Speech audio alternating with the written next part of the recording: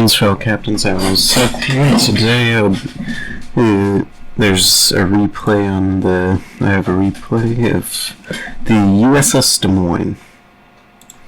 I'm going to talk about as well. It's the Tier 10 Techline American cruiser, heavy cruiser specifically, and let's see here. It has 3x3.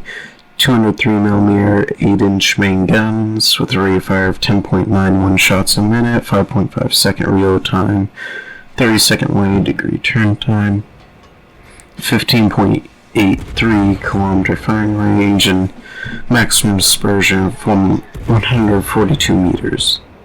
Has very good HE shells with a maximum HE shell damage of 2800, 14, which compared to the APs isn't that much, but it has a 14% chance of fire. And as you'll see in the background replay, it ends up getting used, the HE gets used a lot. And it ends up saying a decent amount of fires. But, so the AP does. Also, the HE shell velocity is 823 meters a second. AP shell maximum AP damage is 5,000 per shell. Initial velocity for the AP shell is 762, which is the normal super heavy American heavy cruiser AP with that's slow and goes up into the lower orbit and then drops down, which is good for shooting over islands. And the AP has a very good punch. It does have secondaries, even though you don't end up using them very much. There's a firing range of 7.3 kilometers. There's 6 mounts and 6 mounts and by 6x2 mounts. 6 mounts with 2 guns on each mount. 10 shots a minute, 6-second reload time, 1800 maximum shell damage, 792 meters a second with a 5% chance of fire. So you use them. It's not like the Napoli secondaries or anything like that where they're sap secondaries or they have really good range or anything like that. And then the A defense is pretty good. I end up destroying many a plane. And the maneuverability is decent. 33 knots if you have the speed 33 knots, but if you have the speed flag, it's much better. It's like 35 knots, I think. 34.5 or something like that. And then terrain circle radius of 770 meters, which is decent. There's an upgrade that you can use to reduce it. Rare shift time is 8.6 seconds. Surface detectability range is a horrible 13.86 kilometers when your firing range is 15.86 kilometers. 15.83 kilometers. So a horrible detectability range. And that's not the main stats. The playstyle itself, you pretty much go in, hide behind islands, kite a lot, shoot HE. I usually shoot HE most of the time, unless there's something broadside. If there's something broadside, I switch to AP and start throwing as much AP as possible at the enemy. It has, the armor itself is decent for the Des Moines. The main problem with the armor is if you're full broadside, you're probably going to get desecrated by a battleship like Yamato or something like that. If you go bow in or kite, if you angle the armor, it's very hard for other things to do damage to you, especially with AP. With AP shells, most of the times when you're angled, it deflects.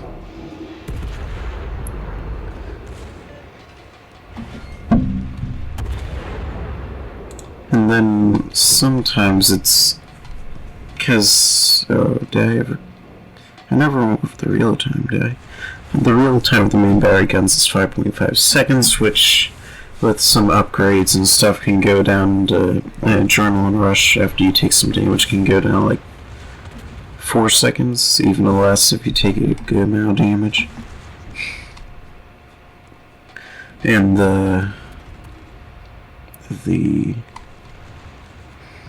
yeah, so it's one fun thing to do, but to do it well, it's really situational.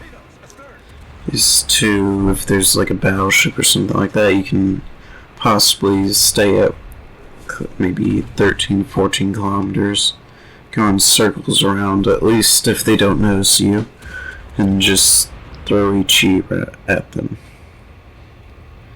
And usually, by the time, that especially works if there's a destroyer or something like that on your team closer to the enemy battleship or the enemy ship, that kind of keeps them distracted, because if they get rid of the destroyer, by the time, usually if they get rid of the destroyer by that time, it's, you've almost burned it down, or it's probably almost dead.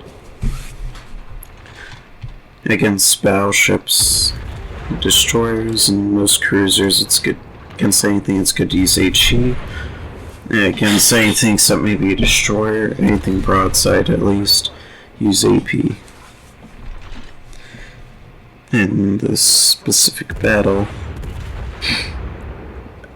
I usually use AP. I used a decent amount of AP balance with a decent amount of HE. But Des Moines is a good first tier 10 ship to get to. It's not exactly overpowered, but it's powerful. Because, like, in the replay there's a part, might have already gone through, might have not, might be upcoming, but in the replay there's a part where there's this Yamato behind an island, and I'm shooting it with HE, and I end up getting a decent amount of damage off it. I'm sorry for my voice allergies. It's that time of year where allergies are all over the place. But, yeah, I end up melting Yamato and getting, I think, 2, maybe 3 fires on it. But that was from behind the island. And Des Moines, because of its insane real time and its powerful HE and AP, it's very easy to do lots of damage, and it's a decent, like, credit farmer, or XP farmer for, like, some missions where you have to get base XP. Even though with those I usually prefer to use tech line ships, like, if I'm trying to grind through a line, use those ships for the base XP, or XP missions. Free XP wise, you get a decent amount of free XP usually. It's mainly all dependent on what you shoot at and all that. And it is an expensive ship to run, not nearly as expensive as the super ships, but still decently expensive. And yeah, but if you have like a camo on it that gives you extra credits or reduce the post-battle service and all that, it makes it a pretty profitable ship. If being good at the game helps as well, which I don't know. I won't say I'm like really good at the game. I'd say I'm just a little above maybe the average Joe, probably. But also, I forgot to mention the consumables of the Des Moines. That include the APHE, the depth charge airstrike for submarines, which I don't think submarines are currently in the game again. I think in 11.4, which just released today, because right now it's Monday, the video goes on Wednesday, so in 2 days. from recording it. So I guess submarines will be in the game by the release of the video. But that's what the depth charge airstrike is for, which I think it's like 10 kilometers or 8 kilometers or something, I don't know. But also the other consumables are the damage control, which is just normal damage control. And then it has hydro, radar, sonar. No, it doesn't have sonar. No sonar. There's no sonar in the game, I don't think. That would be an interesting thing for them to add with the submarines. It has hydro, radar, and a heal. And the heal comes in handy, because if you get, unlike in Baltimore, even Buffalo's a heal as well. But or New Orleans or Pensacola or any of the other American heavy cruisers with the heel, if you get slapped, citadeled, desecrated, citadeled by something else and go down half your health, you can use the heel. It's not a super heal, but it's useful in most situations. But you can use the heel to get through to regain health. And then the radar comes in handy a lot, because then with the radar you can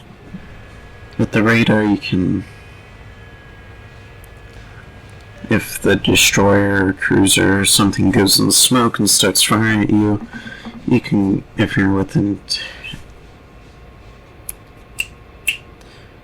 10 kilometers of it, you can I can't remember. If you're within 10 kilometers of it, you can pop a radar, and then if something is in smoke, it'll be revealed. And then that does, I think, increase the detectability range of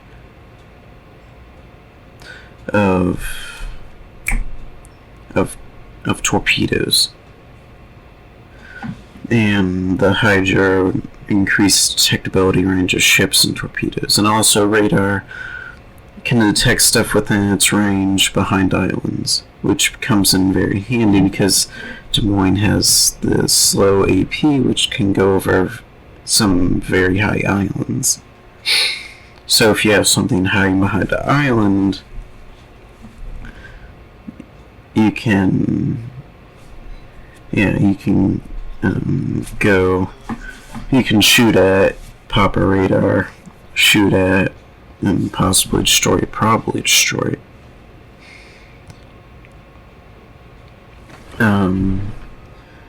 But yeah, Des Moines good. I'm not sure. But Salem is Des Moines. The same thing as Des Moines, except it's a coal ship. And I think it has the camo and all that. I think I don't have Salem. I just grind up to Des Moines. But I would probably just grind up to Des Moines, then save the coal for something like the Grosser Curve first, or the Forrest Sherman, or something like that, or the Palmer. The Palmer's not in the armory anymore. Forgot. I got Palmer before I got out of the armory. But the Forrest Sherman, the Grosser Curve versus the Maximilian, the Neustrashimi, the Napoli, the Yoshino, the Moskva, not Salem. I would not recommend getting Salem. I would recommend just, unless you are planning to grind up the American heavy cruiser line anytime soon. The Cabarrus, the Forrest Sherman, I've said the Forrest Sherman how many times? 4 times? The Carnet, the Carnot, the Carnet, the Tulsa, the Marceau, the Marco Polo, all that. Which, coal ship wise, I'd probably recommend getting. If you don't already have the Grosser Curve first, get the Grosser Curve first. The Moskva, the Napoli, and the Forrest Sherman, maybe Marco Polo. Yeah, that doesn't count ships that you. The Kearsarge is pretty good too, but so the replay. So we did pretty good.